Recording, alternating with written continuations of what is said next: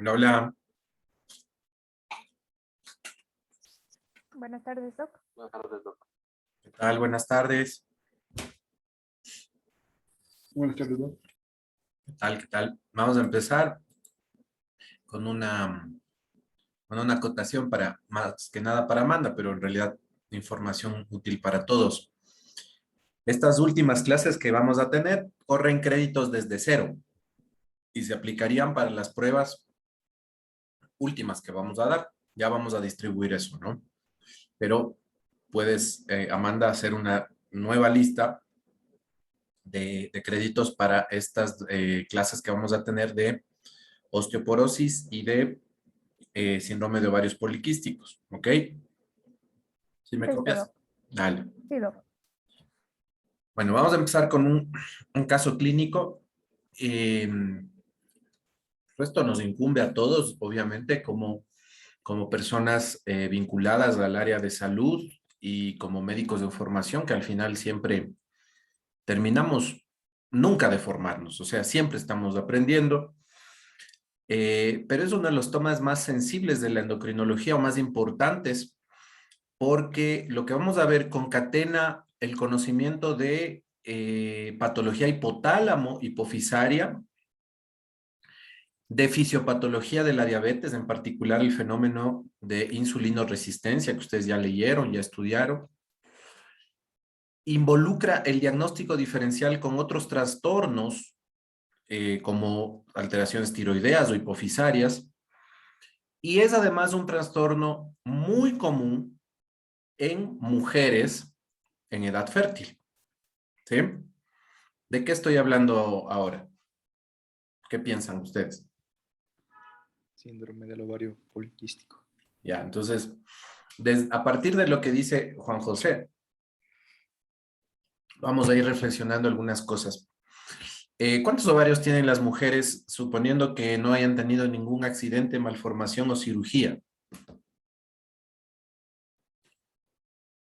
Juan José, ¿sí se escucha? Yo mismo, Claro, sí. dos. Dos. ¿Y entonces por qué ese síndrome del ovario poliquístico? Síndrome de Son ovario dos poliquísticos. Varios. ovarios poliquísticos. Eso es importante reflexionarlo. Parece una cosa simple, pero implica más que vamos a ir reflexionando ahora. Históricamente, el síndrome de ovarios poliquísticos fue descrito a partir de una alteración anatómica del ovario que se vinculaba a expresiones clínicas caracterizadas por hiperandrogenismo y alteraciones en las menstruaciones. Y esto pasó alrededor de los años 30 del siglo pasado, cuando un par de médicos documentaron fenotipos severos de hiperandrogenismo y alteración de la menstruación, como ya dije, y llegaron sin ecografía, porque la ecografía les cuento que a partir de los años 90 se hizo muy popular en la mayoría de países. Estamos hablando de la primera mitad del siglo XX, de la época probablemente de sus abuelitos o bisabuelitos.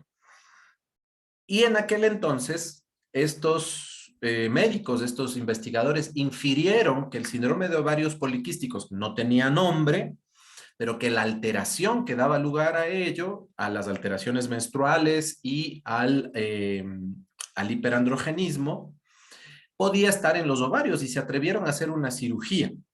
Y se dieron cuenta de que había una alteración estructural ovárica y que haciendo una resección parcial de los ovarios se podía llegar a mejorar la función ovárica, apreciándose una mejor ciclicidad de las menstruaciones y también revertir en algún punto o en alguna magnitud el fenotipo hiperandrogénico de estas mujeres.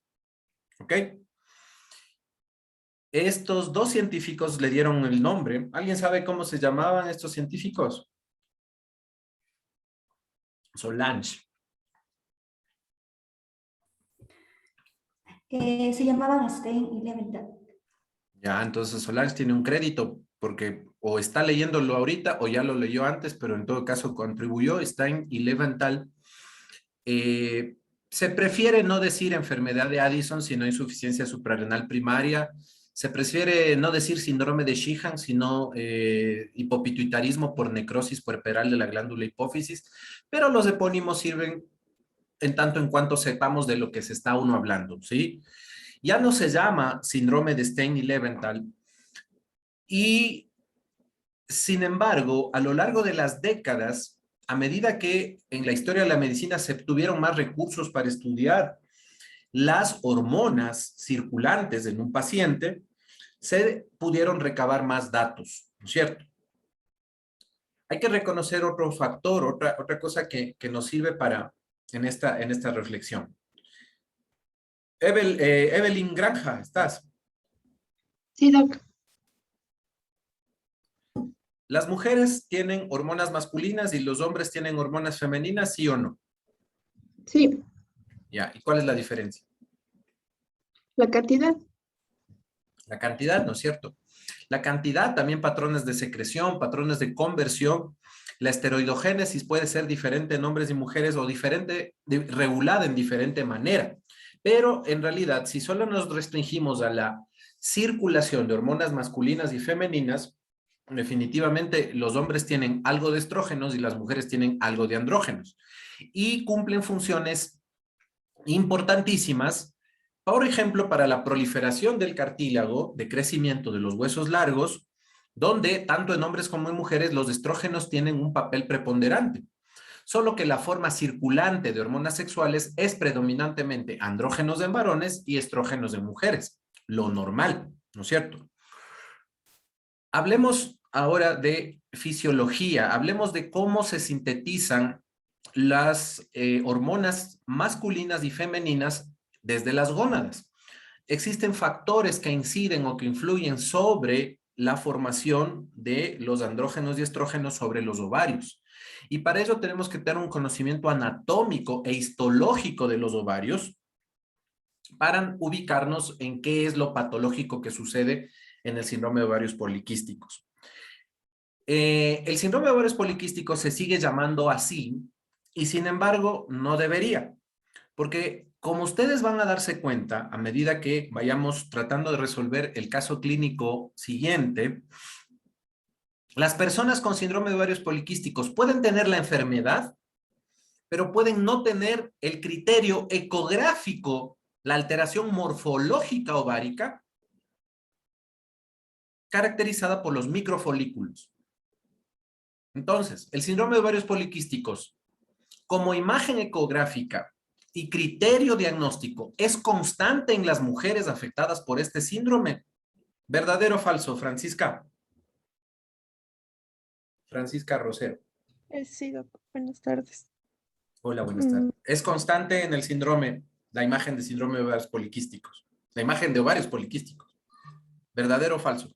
En este caso sería falso por lo que dijo que no generalmente se encuentra. En realidad no siempre se encuentra, no es que Ajá. generalmente no se encuentra, no, sí, puede encontrarse, ahora vamos a ver en qué porcentaje, pero la pregunta un poquito más sencilla, más clara, yo la enredé un poco. Francisca, ¿puede haber chicas que tengan síndrome de ovarios poliquísticos, pero que no tengan imagen de poliquistosis ovárica en una Sí, ecografía? Sí, puede sí haber se chicas. puede dar. Esa es la cuestión, ¿ya? Otro motivo más porque algunas personas mantenemos el criterio de que no debería llamarse síndrome de ovarios poliquísticos, pero bueno, se sigue llamando así, como muchas cosas se acostumbraron a denominar de alguna manera, a pesar de que esa característica científicamente no sea la predominante o no sea constante por lo menos, ¿sí? Otra cuestión es que muchas veces, cuando uno hace la anamnesis de las pacientes que tienen algún motivo de consulta endocrinológico, y siempre me refiero a mujeres en edad fértil, uno quiere averiguar acerca de la frecuencia de las menstruaciones, de antecedentes ginecológicos, y por ejemplo, tú puedes tener una mamá, una tía, una hermana o tú misma que hayan padecido quistes en los ovarios. Es algo común, relativamente común, Pero esa imagen de quistes en los ovarios no es síndrome de ovarios poliquísticos a la falta de otros criterios. Primero, que se cumplan criterios imagenológicos. Y segundo, que se cumplan criterios clínicos y bioquímicos. No se olviden que casi siempre en endocrinología y en clínica médica o medicina interna, uno quisiera ir siempre desde la clínica, lo que tú le preguntas, lo que el paciente te dice, lo que tú puedes recabar en el examen físico, ir a la bioquímica como segundo paso del diagnóstico, medir hormonas, medir glucosa, medir función renal, medir electrolitos, medir analitos de laboratorio, y como tercer paso, corroborar alteraciones clínicas y bioquímicas con ecografía, resonancia magnética, tomografía, placa de tórax. A veces no es necesario juntar estos tres pasos en el diagnóstico de una enfermedad, pero en el diagnóstico de enfermedades endocrinológicas, muchas veces, este es el camino deseable que hay que recorrer, en orden, clínica, bioquímica e imágenes. Insisto, no siempre hay que hacer imágenes. Por ejemplo, Karen Mora. Presente, doctor. Una paciente, Karen, ¿cómo estás? Una paciente de 24 años dice que tiene aumento de peso, se le cae el cabello, tiene la voz ronca y tiene alguna molestia laríngea. Le diagnostican hipotiroidismo y le dan levotiroxina. Ella acude preocupada contigo por una segunda opinión porque tú eres la prima, la hermana, la amiga o lo que sea. Y tú recurres a confirmar el diagnóstico con una TSH y una ecografía. ¿Qué está mal en lo que estamos diciendo ahora?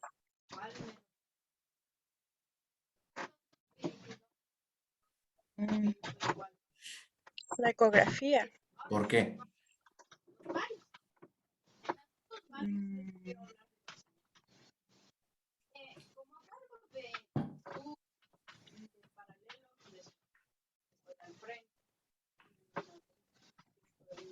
¿Por qué Saraí?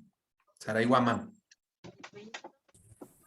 Sí, porque como usted nos dijo, si no se presenta como un nódulo con masas, no es necesario hacer una ecografía. Si al examen físico la paciente no tiene en realidad lesiones palpables en topografía tiroidea, no es mandatorio complementar tras una alteración bioquímica y clínica tiroidea con una imagen, que es el caso, en este caso es la ecografía. Karen, ¿te queda claro esto que estamos hablando ahora o tienes alguna duda de la patología tiroidea que discutimos hace varias clases?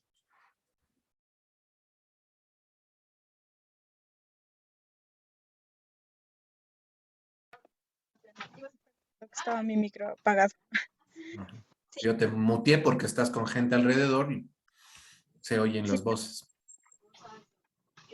¿Qué te parece? ¿Estás de acuerdo con lo que estamos diciendo ahorita? Sí, doctor.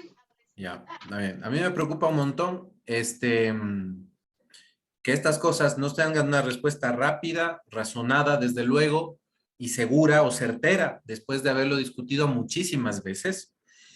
Y no me preocupa porque se puedan jalar el semestre, porque eso es un riesgo que siempre es constante, que puede venir del azar incluso, de una mala tarde o una mala noche o una mal temporada en el semestre y que se puede recuperar.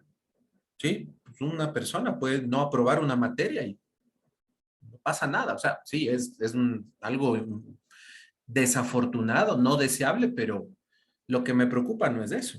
Lo que me preocupa es el interés que ustedes le pongan a una materia en donde estamos tratando de hacer énfasis en cuestiones frecuentes de la práctica médica, en donde yo, desde mi posición de médico tratante, con cierta experiencia, con una práctica clínica bastante extensa en la vida real, les quiera transmitir cuáles son los errores que yo no quisiera que cometan y los fundamentos del por qué no cometer esos errores.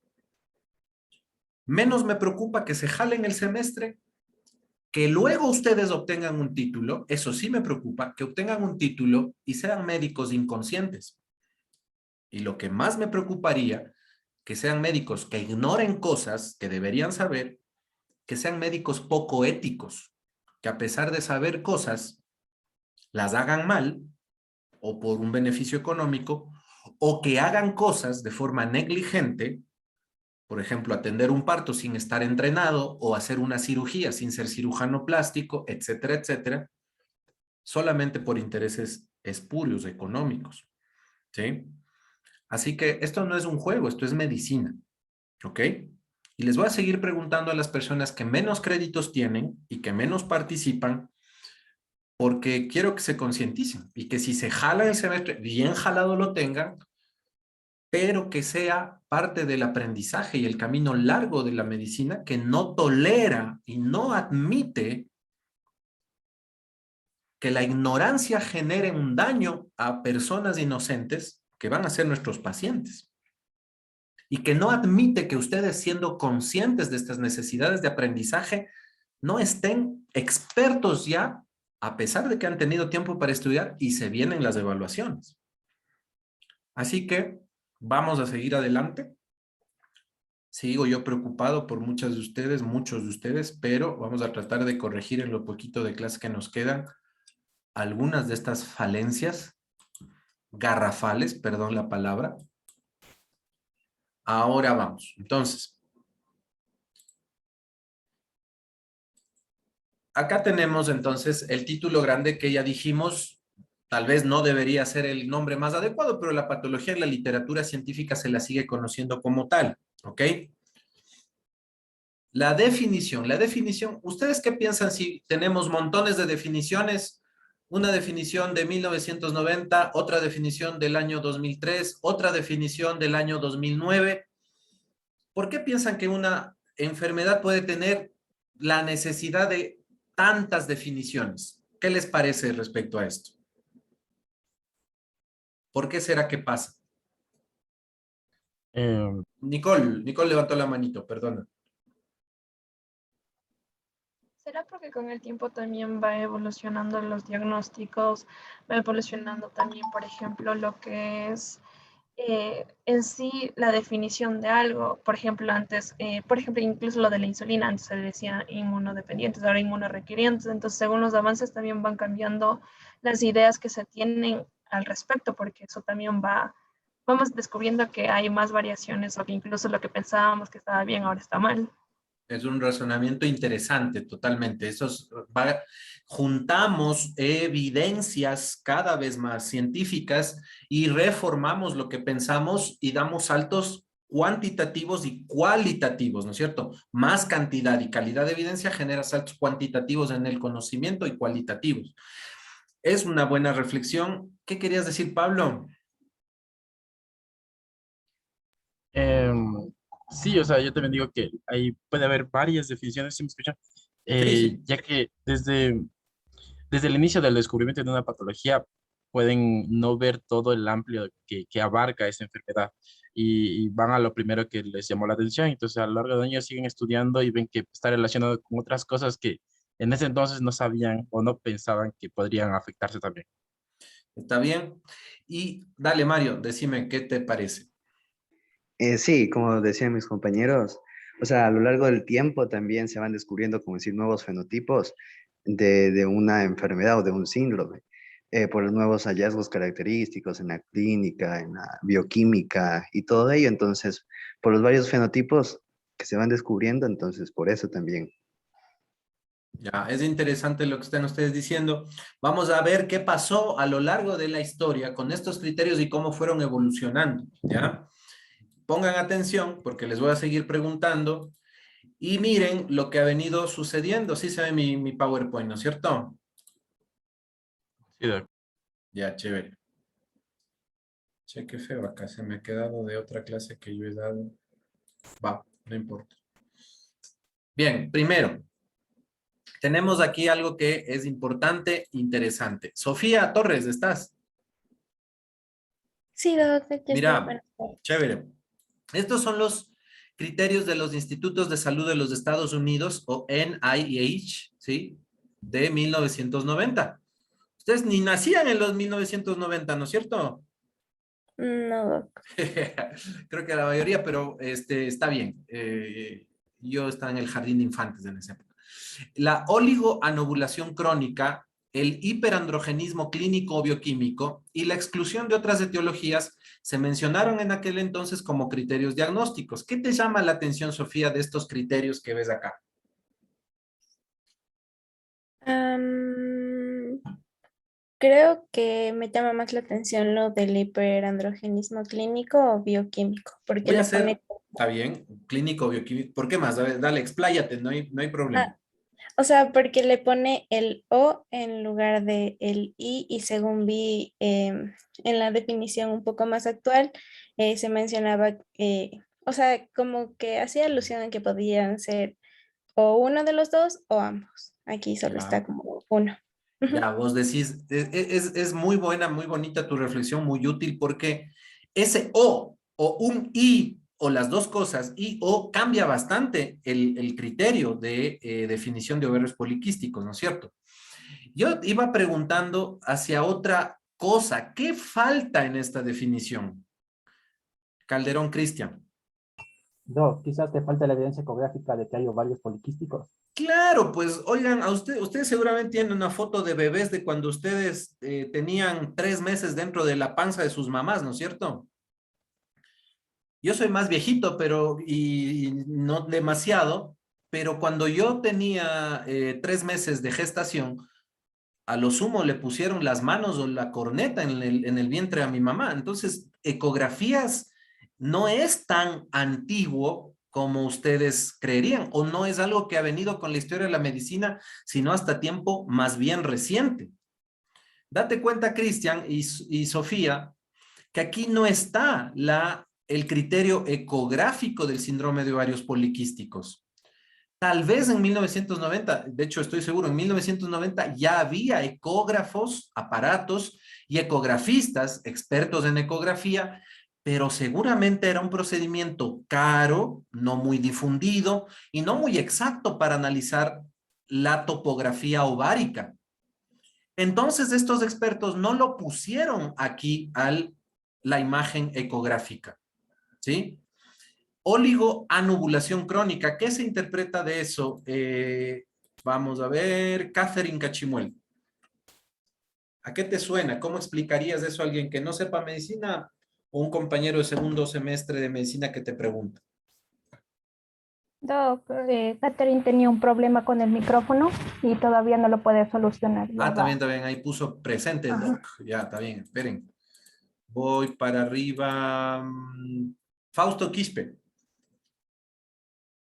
Pregunta, ¿qué es para vos oligoanovulación crónica y cómo se manifestaría clínicamente en una paciente? Yado, buenas noches. Hola, buenas. Primero hay que explicarle al paciente los dos prefijos porque casi no se desconoce. Óligo, que significa poco o insuficiente, vamos a tener que también explicarle que es la ovulación. Entonces, para en concreto decirle que una mujer que tenga su periodo, podríamos decirle así simplemente. Entonces ahí vendrían los dos prefijos que estamos poniendo, óligo, que sería poco o insuficiente, o a, que no tiene, y crónico, que va de un periodo ya un largo tiempo. Ya, eso es lo que vos le explicarías a alguien más. Ahora, vos explícame Ujú. a mí, que yo sí sé términos médicos, ¿qué entiendes vos por oligoanovulación o cómo se manifestaría esto clínicamente o se pudiera recabar en una historia clínica? Como infertilidad o que Ya, no, bien, que bien, bien, me encantó. Primera cosa de respuesta a esta pregunta puntual que te hago yo, una oligoanovulación puede manifestarse clínicamente como infertilidad. Bien, muy bien. ¿Qué más? periodos menstruales irregulares, Ya, entonces, verás, amenorrea. bien, eso es otra cosa, porque Fausto, ¿sabes qué? A muchas personas tú les preguntas, señor, señora, o chico, señora en este caso necesariamente, señora, señorita, Laura, Sofía, no sé, el nombre que sea. ¿Cómo son sus menstruaciones? Y si le dejas esa pregunta tan abierta, la persona va a elegir la mejor respuesta y te dice, soy súper irregular, doctorcito, porque en un mes me viene el día 27. Al siguiente mes me viene el día 29 y al tercer mes me viene en el día 28. Nunca menstruo exactamente el mismo día. ¿Tú qué pensarías de eso, Fausto? Es una menstruación en realidad irregular.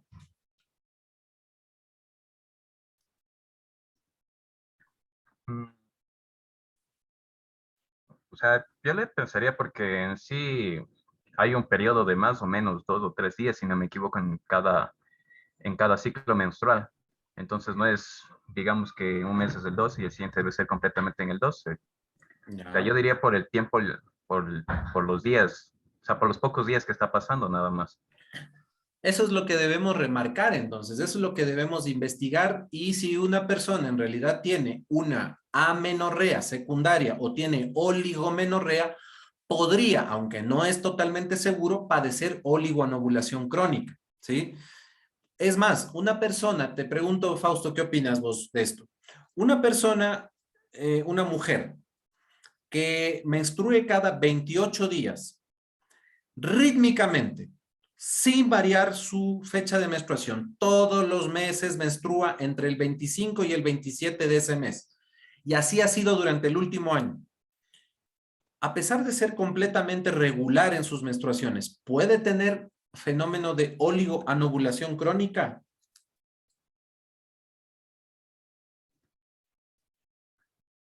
O sea, según lo que le entendí en la fisiopatología, creo que o sea, sí, sí podría tener. Porque aparte está lo que vos mismo acabaste de decir, lo que dijiste en un inicio. Una mujer puede menstruar espectacular y ser lo más regular del mundo, pero no embarazarse porque no está en realidad ovulando o porque hay otras causas que le impiden concebir. Entonces, el ritmo de las menstruaciones no quiere decir que tenga en realidad ovulación en todos esos ciclos, ¿sí? Hay que averiguar entonces semiológicamente de la forma adecuada cuál es el ritmo menstrual que llevan las mujeres y más que nada para el diagnóstico de síndrome de ovarios poliquísticos, la situación que hay que averiguar es oligomenorrea o amenorrea secundaria. Entonces, vamos a ver, vamos a investigar esto. Zulimena, si estás.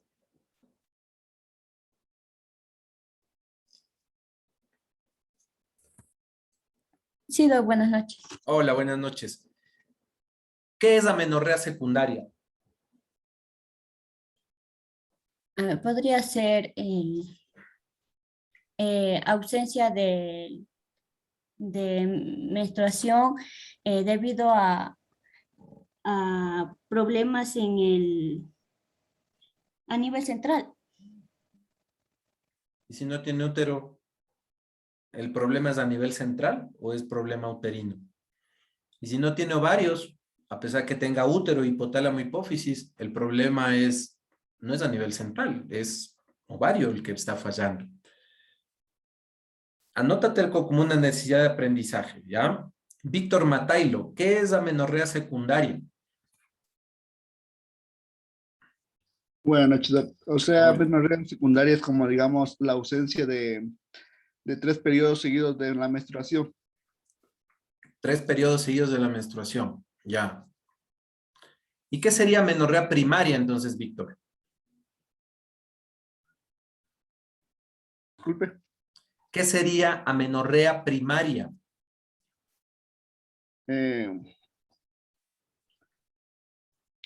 Antes de... que nunca haya tenido antes. Que nunca haya menstruado. Entonces, la amenorrea secundaria es que sí haya menstruado, pero que luego no tenga ciclos menstruales por más de ¿cuántos meses?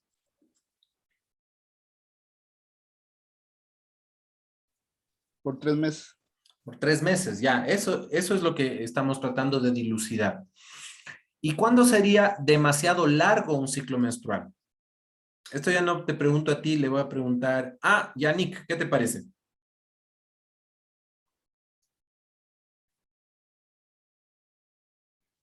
Aló, Doc, ¿me escucha? Sí, sí te escucho. Doc, disculpe, se cortó un poquito. ¿Me puede repetir la No pregunta? importa, te repito. ¿Cuándo sería no lo suficientemente largo para hacer una amenorrea secundaria, más de 3 meses sin menstruar, pero lo suficientemente largo el ciclo o que se repita la menstruación para ser considerado una oligomenorrea. Más de 40 días, Doc.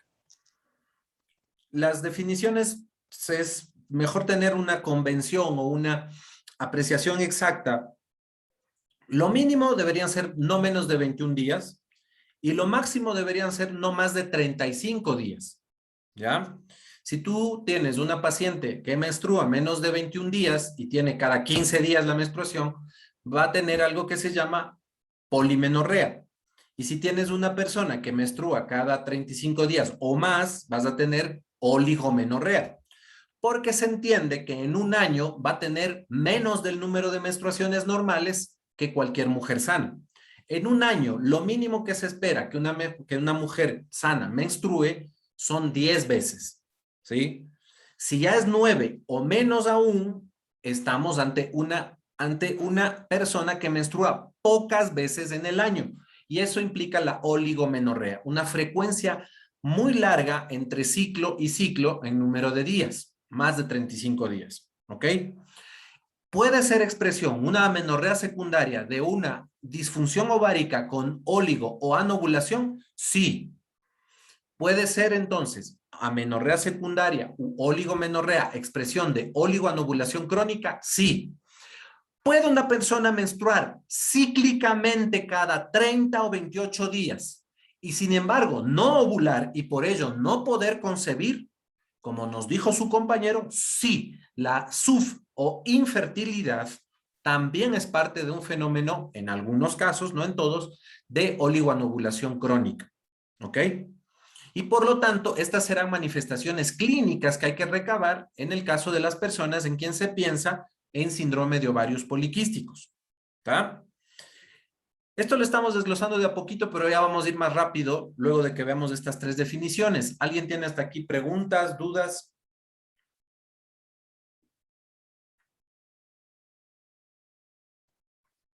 Vamos a ir de nuevo a la presentación. Entonces estábamos diciendo que la definición de los institutos de salud de los Estados Unidos, NIH, implicaba la oligoanovulación crónica, el hiperandrogenismo clínico o bioquímico, ¿sí? Acá te da dos chances. Puede que tengas los andrógenos altos o que tengas manifestaciones clínicas de hiperandrogenismo. Y ahí viene nuevamente la pregunta del millón.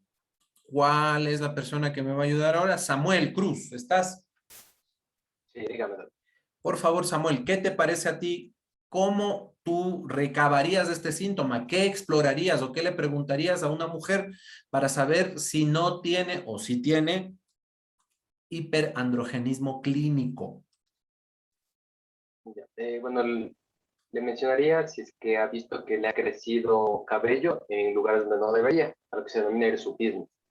Por ejemplo, si le ha salido bigote, barba, generalmente en el pecho. Bueno, y así en lugares anormales, si tiene un crecimiento anormal del cabello.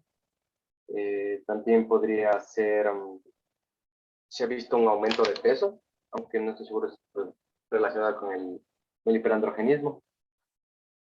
También podría ser, si es que ha visto una alteración en sus menstruaciones. Sí, el hiperandrogenismo directamente o de forma directa, clínicamente no se caracterizaría por necesariamente una alteración de las menstruaciones, pero sí por características, caracteres sexuales secundarios que pudieran irse modificando hacia lo que tendría un varón. Eso de forma severa ya se llama virilización, ¿sí?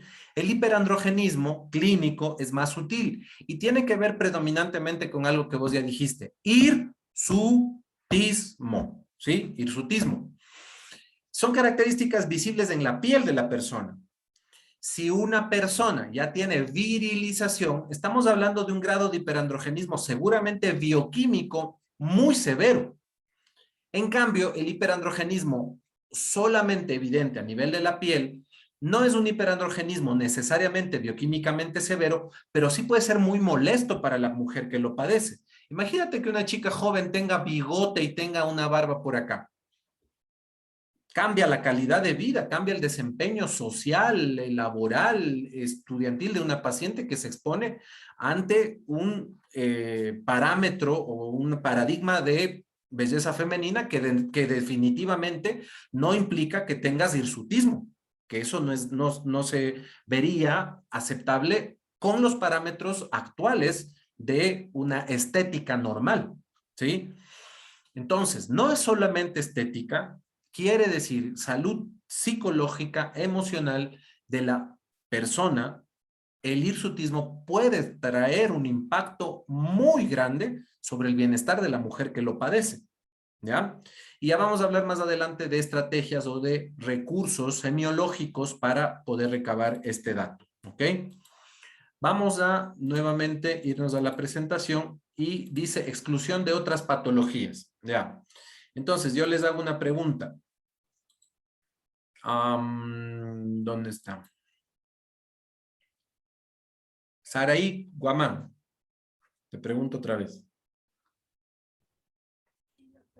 Ya, escúchame. ¿Qué otras patologías tú supones de toda la endocrinología que hemos visto hasta ahora que pueden simular características del síndrome de ovarios poliquísticos que ya hemos hablado hasta este momento? Que hemos visto solo en estas dos frases de esta diapositiva. Podría ser como el síndrome de Cushing. ¿En qué se parecería o qué elementos del síndrome de Cushing serían comunes al síndrome de ovarios poliquísticos? Está bien, ¿eh? Pero quiero que me lo amplíes. Lo que dijiste no está mal. El síndrome de Cushing es parte del diagnóstico diferencial de síndrome de ovarios poliquísticos. Sí, sí es. ¿Por qué? Te estoy preguntando.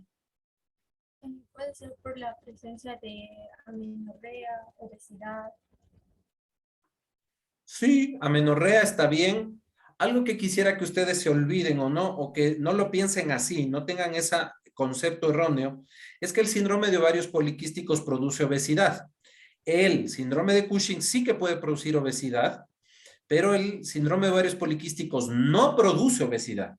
El síndrome de ovarios poliquísticos en una persona con obesidad tiene un fenotipo más severo. Pero el síndrome de ovarios poliquísticos no produce obesidad, Saray. Pero está bien lo otro que dijiste. ¿En el Cushing puede haber oligomenorrea? Sí. ¿Amenorrea secundaria? También. ¿En eso se puede parecer al síndrome de ovarios poliquísticos? Sí. Lo hiciste bien, Saray. Vamos. Otra persona. Nicole, ¿me ayudas? ¿Qué otra etiología debería excluirse que no tenga la paciente que sí tiene síndrome de ovarios poliquísticos? ¿Qué se puede parecer al síndrome de ovarios poliquísticos de las endocrinopatías que ya hemos visto?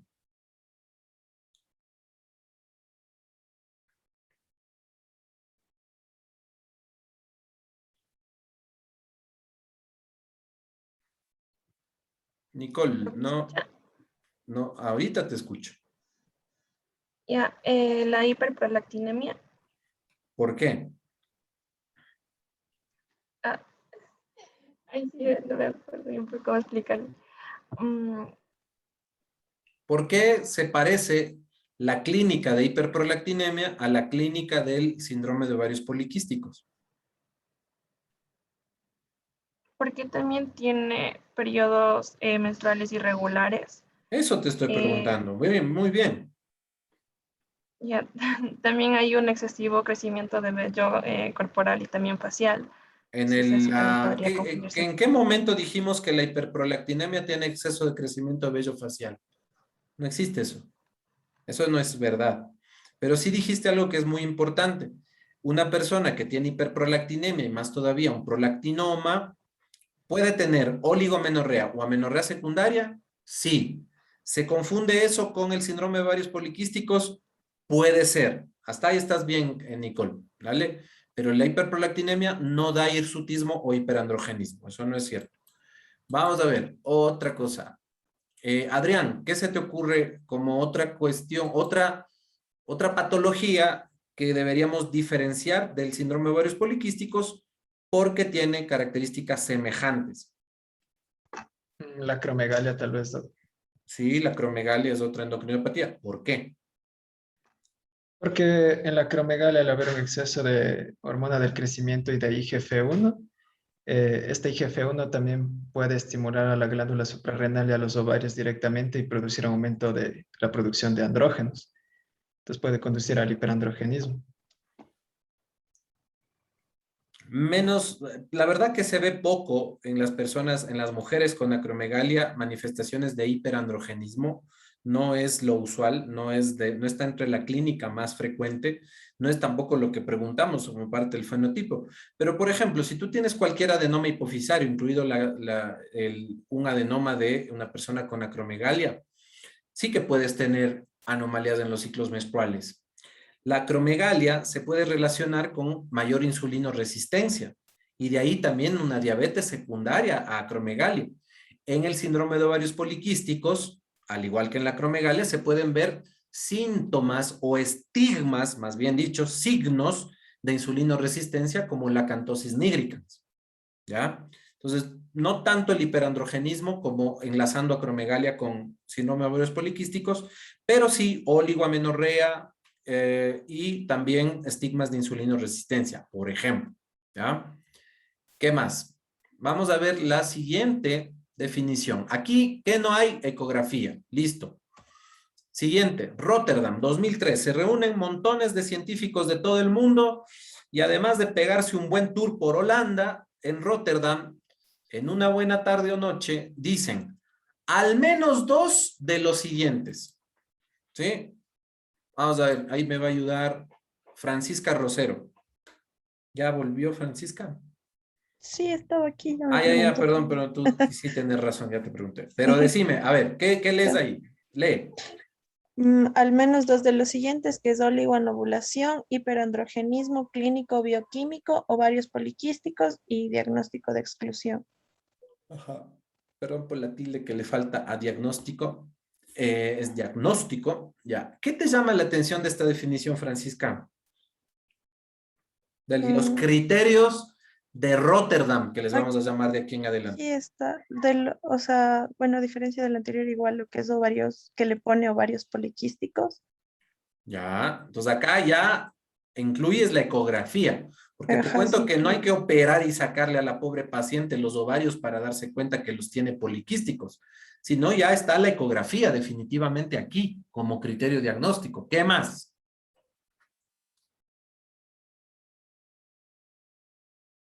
Y lo que es el diagnóstico de exclusión, porque lo demás Ajá. está similar a lo de arriba. Verás, vamos a hacer una cosa bien chévere. Print screen. Ahorita ya no me pueden ver la pantalla, pero sí a mí. Vamos a utilizar estos recursos.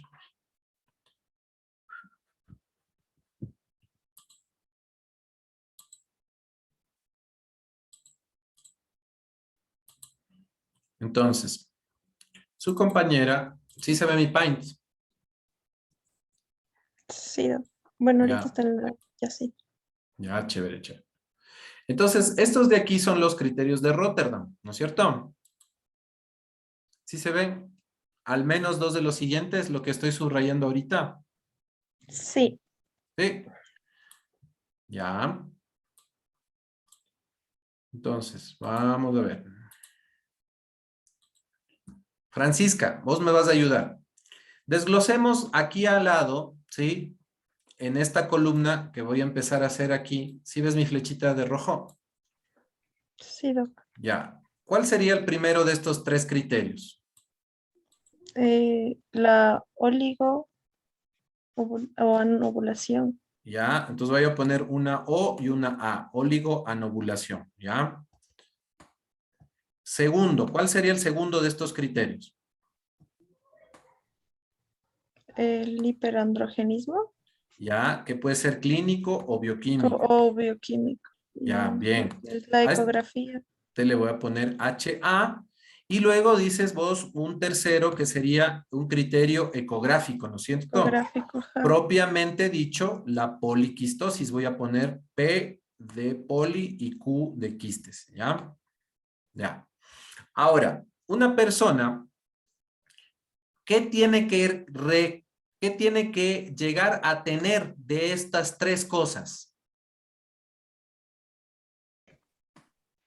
Podría, la oligonovulación y el hiperandrogenismo, Y porque la lo, ecografía no era Francisca, acá la ecografía ya es criterio. Vos me dijiste que ponga allá. como Sí, tercer pero punto. Ya, entonces verás. ¿Qué posibilidades de diagnóstico hay si tienes vos tres criterios? Ya, yo te voy a poner acá todos los fenotipos que pueden haber. Si la persona tiene muy mala suerte, puede tener el fenotipo A con oligoanovulación, vamos a poner positivo, hiperandrogenismo, positivo, y poliquistosis ovárica, vamos a poner positivo. Esta pobre chica que ha tenido los tres criterios, ¿tendrá un síndrome leve o severo? severo. Claro, pues malísimo que tenga las tres cosas, imagínate. Tiene de tres criterios, ¿cuántos? Tres. Los tres. Ya, ahora, mira lo que vamos a hacer. ¿Cuál sería el fenotipo? Ah, ya metimos una palabra que no habíamos dicho antes. El fenotipo V, ¿cuál sería? Vamos a agarrar oligoanovulación e hiperandrogenismo. ¿Ya? ¿Es necesario sí o sí que tenga poliquistosis ovárica la paciente? No, porque, o sea, no es como que, como dijimos al principio, que no puede haber o no puede haber en una Claro, puede ecografía. o no puede haber. Y además, volvamos acá arriba, te lo voy a volver a remarcar con azul. ¿Qué dice acá?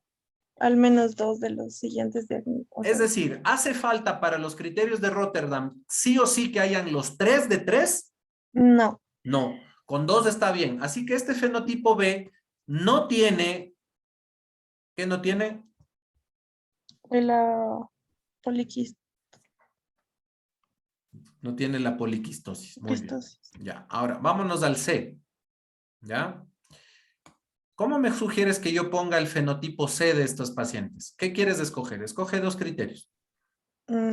La poliquistosis y Ya, la oligoanovulación, ya. ¿Y qué no tendría este criterio? el hiperandrogenismo.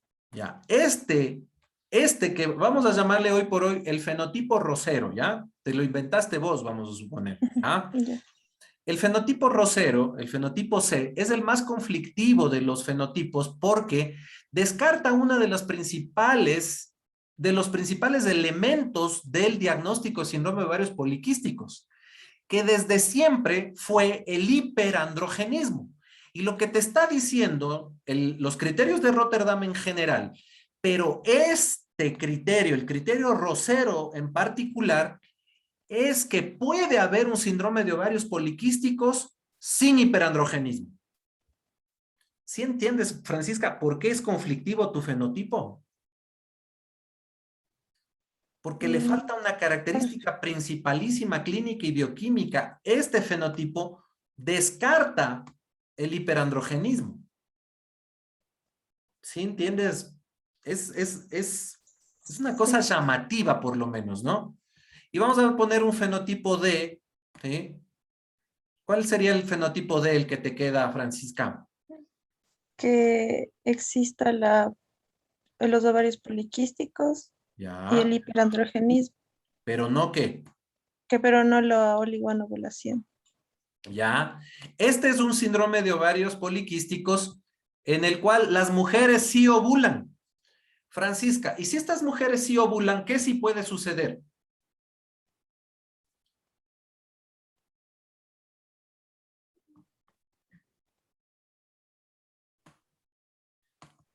¿Quién le ayuda a Francisca? Sí, o sea, van a ovular y es una mujer fértil de por sí. Eso, qué bien, muy bien, Francisca. Si una mujer ovula, entonces no va a tener como clínica o como parte de la clínica al síndrome la infertilidad, pero se supone que sí ovula, ¿ya? Estos últimos son como los más conflictivos, el C y el D, el que le pusimos tu nombre, pero solo por acordarnos, y el D. Y algo que desde luego hace falta, ¿qué más ha sido? Te voy a señalar una fecha grandote acá. Siempre es un diagnóstico de exclusión, es decir, si una chica menstrua mal y tú no haces una buena anamnesis, tú puedes estarte comiendo un diagnóstico de acromegalia, como dijo su compañero, de hiperprolactinemia, como dijo su compañera, El síndrome de Cushing. del Cushing, como dijo tu compañera. A ver, Francisca, ¿se te ocurre algún otro, una alteración súper común endocrinológica que puede ser, también puede venir con oligoamenorrea? El hipotiroidismo. Qué bien, Francisca, el hipotiroidismo, excelente. Tienes un crédito, Amanda, ponle un crédito. Gracias. Entonces, no dijeron las cosas más comunes que hemos visto, trastornos tiroideos del hipo y el hiper pueden venir con oligoamenorrea, sea un hipo de origen central o sea un hipo de origen primario, un hipotiroidismo manifiesto, mientras más severo, más probable puede tener oligo o amenorrea, ¿sí? Secundario, primaria, ¿eh? Entonces, este cuadrito creo que está también en el Greenspan, si mal no recuerdo, de los fenotipos del síndrome de ovarios poliquísticos, pero que vienen a partir del consenso de Rotterdam, ¿sí? Esto es importante porque solamente el poner al menos de los dos de los siguientes implican que cualquiera de esos tres criterios se pueden mezclar y matemáticamente puedes tener 4 posibilidades, el A, el B, el C y el D, y que haya síndromes de ovarios poliquísticos sin hiperandrogenismo y que haya síndromes de ovarios poliquísticos en mujeres que ovulan. Esto ha sido conflictivo en la comunidad científica, médica, endocrinológica, ginecológica, internacional, pero así ha pasado. Y sin embargo, de esta probable imperfección del síndrome, de la definición del criterio, de los criterios de Rotterdam, del consenso de Rotterdam, más bien dicho, se siguen utilizando como es el criterio más utilizado. La definición de síndrome de ovarios poliquísticos, de acuerdo a Rotterdam, es lo que más se utiliza actualmente, ¿sí? Hay momentos en la vida, en el periodo vital de una mujer en edad fértil, desde que tiene la menarca hasta la menopausia, donde es más difícil recabar estos datos. Por ejemplo, una chica, ¿a qué edad normalmente empieza a menstruar? Una adolescente sana. 12 años, más o menos. Bien, 12 años, es una buena edad para empezar. Y todas las chicas de 12 años empiezan a menstruar de forma regular, siempre, cada mes. No, pueden regularse hasta 5 años, dicen, desde el inicio de la menstruación. 3, 5 años. 2 a 3 diría yo. Es un periodo un poquito más corto de seguridad porque imagínate que tú tuvieras una chica, tu hermana, una prima, la novia, lo que sea, que haya empezado a menstruar a los 13, que no es anormal todavía, siempre y cuando ya haya desarrollado caracteres sexuales secundarios. ¿Se puede esperar a que menstrue una chica a los 13? Sí. Si ya tiene caracteres, si a la par empieza ya a tener caracteres sexuales secundarios. A los 15 y pasado los 16 con mayor seguridad, ya tiene que tener maduro el eje hipotálamo, hipófiso, ovárico, de manera que tenga una ciclicidad normal. No te esperaría sí o sí a los 18 años, ¿ya? Entonces, 2 a 3 años después de la primera menstruación de la vida de una mujer, uno puede tolerar todavía que hayan irregularidades menstruales porque las mujeres todavía no han madurado el eje hipotálamo hipófiso ovárico. Y lo mismo les pasa a los varones. Tardan un tiempo normal totalmente en madurar su eje hipotálamo hipófiso testicular. La diferencia es que es una condición más patente, más evidente, más preocupante incluso para la mamá de una chica el hecho de que menstrue irregular. Y si va donde ustedes, una mamá con una nena de 11 años que ya empezó a menstruar, normal que haya menstruado a los 11 años, está perfecto. Y les dice, pero mi nena menstrua cada 2 meses. ¿Qué le dirían ustedes sobre esa chica de 11 años y medio que viene donde ustedes?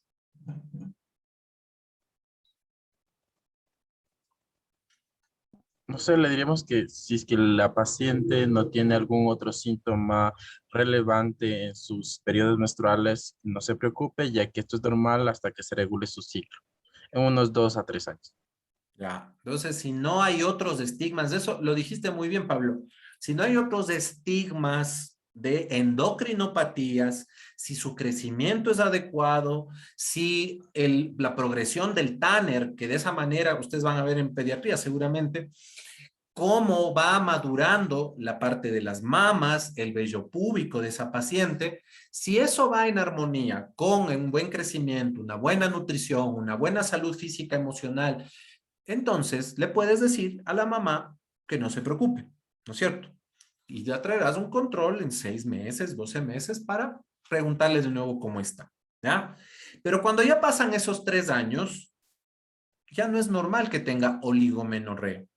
Y si además la mamá te dice, y además mi hija tiene un acné que ya le han tratado varias veces y es rebelde al tratamiento, y le salen unos vellitos molestos en la barbilla, en el bigote o en las patillas o en medio de las mamas, que no son normales,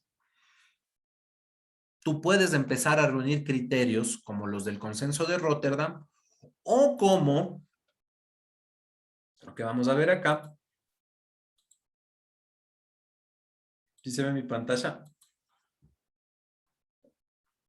Sí. Ya. Estos criterios. La AES es una asociación que tiene un nombre, si quieren, hasta medio, no sé, peculiar, gracioso, curioso, por decirlo menos. ¿Qué dice acá? ¿Ven mi puntero?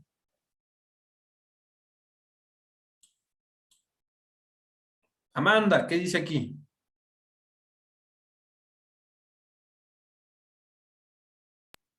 Exceso de andrógenos, y hay ovarios poliquísticos, sociedad ay, O sea que casi se juntaron unos amigos. una sociedad, ¿no? Claro, entre 24 alumnos de la Exceso de central, andrógenos y ovarios vieron poliquísticos. eso, la sociedad del exceso de andrógenos y ovarios poliquísticos.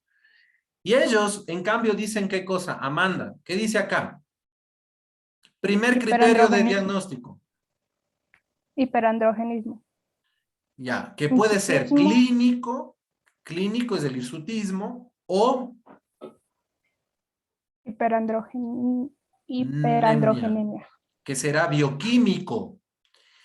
Amanda, aquí está lo importante y un abogado te podría decir que una coma es fundamental en un texto y no se diga esto que dice acá. ¿Qué dice aquí? Y.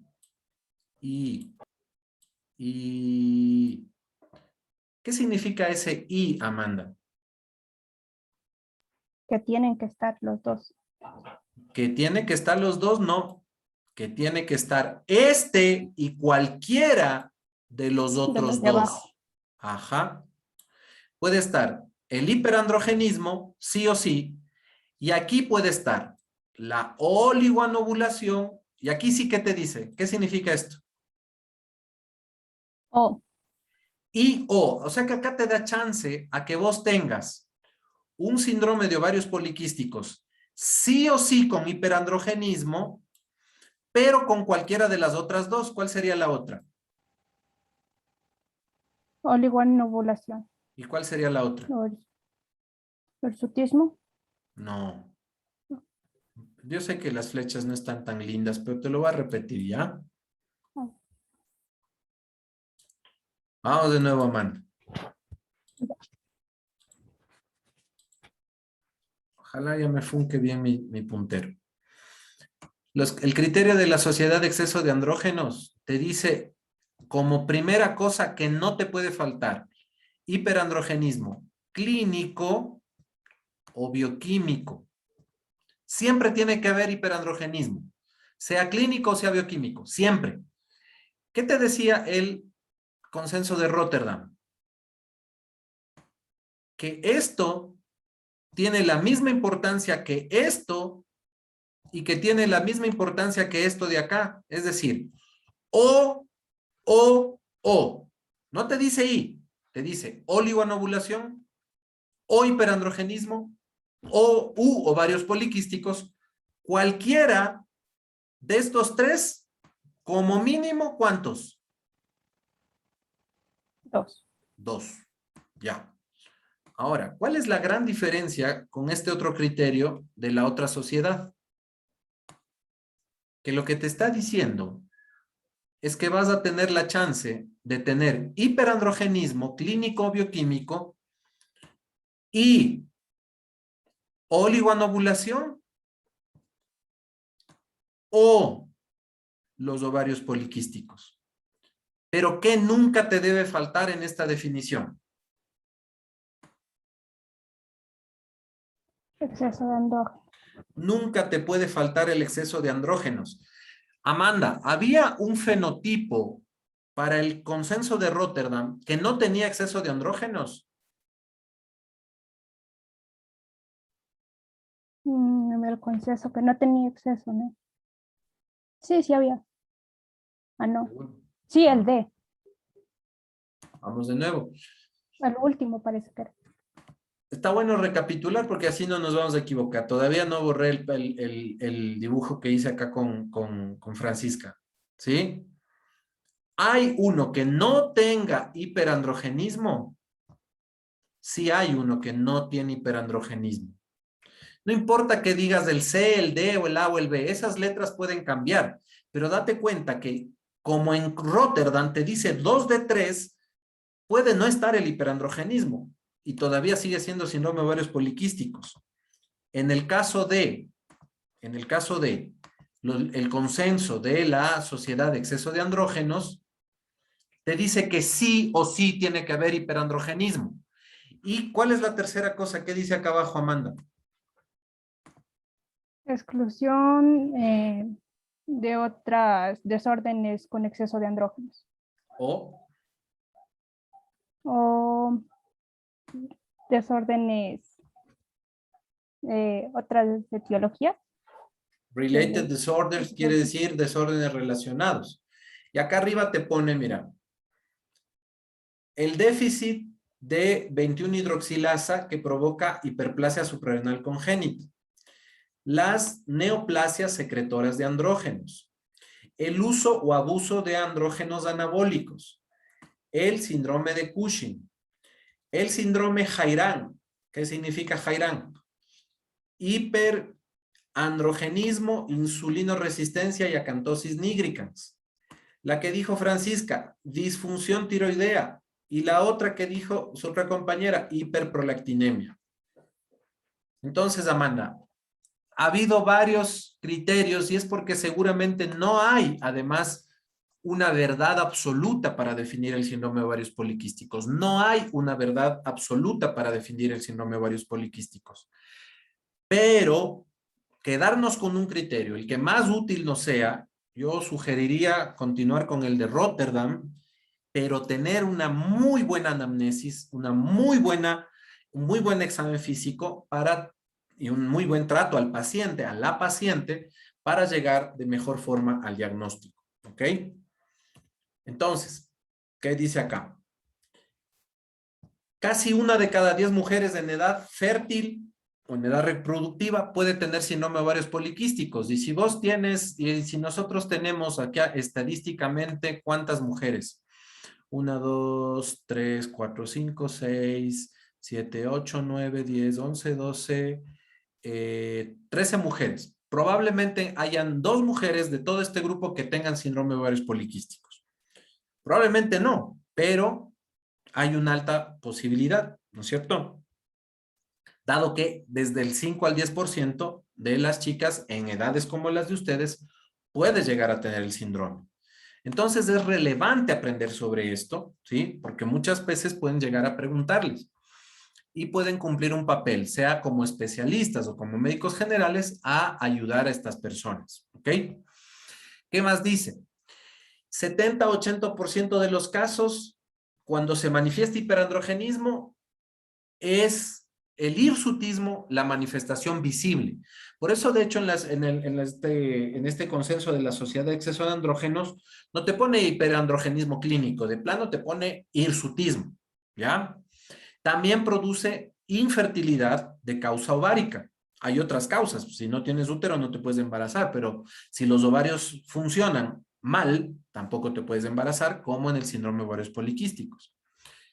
¿Qué pasa? No es que el síndrome de ovarios poliquísticos produce obesidad.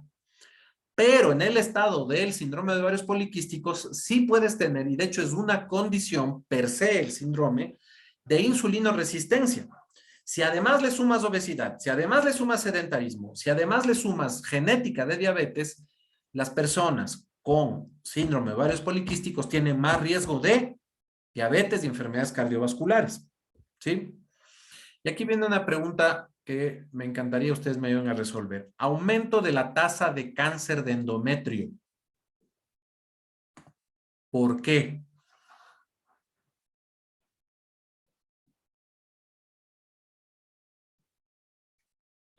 ¿Cuál es la fisiopatología? Adrián, dale. Doc, porque así como se produce un exceso de andrógenos, también se produce un exceso de estrógenos. Falta algo. Está encaminado, pero falta algo. Doc, Sí. o sea, no sé, por la ausencia o a veces igual la presencia irregular de las menstruaciones hace que el endometrio esté más grueso y eso produzca el riesgo. Te estás acercando y creo que si se juntan con Adrián y con la definición tuya, llegamos a medio camino. Se siguen acercando. ¿Ya? Falta algo. Piensen. Piensen en la fisiología. ¿Cómo es un ciclo menstrual normal y cómo es un ciclo de una chica que no ovula? Y no ovula, y no ovula, y no ovula, y no ovula, y no ovula. Porque tienen oligoanovulación crónica. Y considerando que lo que dice Adrián es verdad hasta cierto punto, y lo que dice Francisca también es verdad, pero falta algo. Doc, quizás es porque como hay la reducción de la ovulación en este síndrome, esto va a generar una disminución en lo que es la progesterona. Entonces, por la fisiopatología que conocemos, hay un aumento crónico de lo que son los estrógenos, y este tiene una estimulación mitogénica. Entonces, si esto es crónico a lo largo del tiempo, ya va a ser se puede decir un factor de riesgo para que se desarrolle este cáncer de endometrio. Ya. Entonces, Adrián tiene un punto, Francisca tiene un punto y Cristian tiene 2 puntos, 2 créditos. Sí, Amanda. Ya, listo. Su compañero lo dijo científica y comprensiblemente, que no es opuesto, uno para explicar las cosas, y probablemente Calderón Cristian luego sea un excelente docente, porque nos hizo entender, creo yo, a mí me lo hizo entender, ojalá ustedes también, que este fenómeno de oligoanovulación crónica implica, al no ovular, no va a haber cuerpo lúteo, al no haber cuerpo lúteo, no se va a secretar progesterona. Y la exclusiva y persistente estimulación estrogénica del endometrio va a producir un estímulo, en palabras de Cristian, mitogénico crónico. Mitogénico. La estimulación de la progesterona sobre el endometrio lo lleva a diferenciarse y desarrollar secreción y proliferación, pero de una manera que implica la preparación para la implantación y luego una esfacelación periódica. Si no se produce la implantación, ¿qué pasa? Ese endometrio hiperémico, secretor, si no se produce la implantación después de la ovulación, se esfacela, se pierde y se renueva. Esa renovación, fruto del equilibrio entre estrógenos, y progesterona, implica menos riesgo de cáncer de endometrio, dado que hay un equilibrio entre la estimulación estrogénica y la estimulación de la progesterona. Si no ovulas, no hay progesterona y es solo el estrógeno el que está estimulando al endometrio, el cual llega a no esfacelarse como debería de la forma periódica. La mujer no menstrua y tardíamente, después de años o décadas, se multiplica el riesgo de cáncer de endometrio. ¿Sí? ¿Comprendimos eso todos?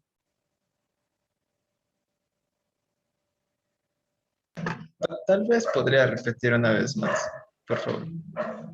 Entonces tú tienes estrógenos En la primera fase del ciclo, y recuerden que esta fase se la conoce como fase folicular, antes de la ovulación, un pico de LH, de la hormona hipofisaria, genera acúmulo de líquido, aumento de la tensión folicular y la liberación del óvulo. Ovulación, finalmente. Las células que quedan remanentes del folículo son células con capacidad de esteroidogénesis. En la segunda etapa, luego de la ovulación, la hormona luteinizante produce que este cuerpo lúteo capte colesterol y se convierte, como su nombre lo indica, en un cuerpo amarillo dentro del ovario, capaz de producir progesterona. Esto se llama ciclo ovárico. Vámonos al ciclo endometrial. ¿Qué pasa en la fase folicular? En la fase folicular hay una continua producción de estrógenos, producto de la armonía entre la FSH y la LH sobre el ovario. Los estrógenos devienen de los andrógenos. Andrógenos se aromatiza, se producen estrógenos. Los estrógenos en el endometrio producen proliferación. Luego, esa proliferación se complementa, la proliferación por los estrógenos se complementa con el influjo de la progesterona, el efecto de la progesterona para incrementar la producción de secreción, la mayor cantidad de glándulas y la hipervascularización del endometrio. Pero es un estímulo, el de la progesterona, diferenciador, que se opone, o más bien dicho, complementa la estimulación estrogénica. Y ambas terminan preparando al endometrio para una implantación. Si no ocurre la implantación, tienes la cíclica pérdida del endometrio y la menstruación. En el síndrome de ovarios poliquísticos hay un desequilibrio desde el hipotálamo hipófisis, donde una mayor cantidad de estas dos hormonas, la FSH sobre la LH, estimula al folículo, donde tenemos dos tipos de células, las células de la teca y las células de la granulosa. Las células de la teca producen andrógenos en demasiada cantidad, están hiperestimuladas. No alcanzan a convertirse en estrógenos totalmente, y tienes más estrógenos circulantes en el torrente sanguíneo, pero también tienes estrógenos que por sí solos van a estimular al endometrio. El endometrio no va a tener la estimulación progestacional porque simple y llanamente no va a haber ovulación. No va a haber el pico de LH que permita la ovulación, y en este cuadro de oligonovulación crónica, el estímulo persistente estrogénico facilita el cáncer de endometrio a la larga, muy a la larga. ¿Me comprendió mejor? Va a haber después unas diapositivas que les voy a mostrar sobre la fisiopatología del síndrome de ovarios poliquísticos, y vamos a hablar de nuevo algo más acerca del ciclo ovárico y endometrial normal, ¿sí? Y va a quedar más claro el tema de del síndrome de ovarios poliquísticos en general y este tema del carcinoma de endometrio en particular. El día de mañana yo ya le voy a comunicar a Amanda cómo vamos a hacer, pero vamos a tener clases que complementen esto y finalmente también el examen. Habíamos quedado en que este examen es el de la parte de diabetes, que es lo que más recientemente vieron, ¿no es cierto, Amanda? Sí, doctor. Ya, entonces mañana no hay aplazamientos, vamos a resolver las 10 preguntas de de diabetes mellitus y 5 preguntas en una prueba aparte complementaria sobre el texto Ricos y Flacos que ustedes ya deben haber leído. Por ahora entonces me voy a despedir y mañana continuamos con síndrome de ovarios poliquísticos. ¿Cuánto tiempo nos va a dar para la prueba? 10 preguntas a 1 minuto por pregunta, 10 minutos, más 5 de gracia para revisar, 15 minutos. Ya, doc. Dale. Ya nos vemos. Hasta luego, doctor. Chao.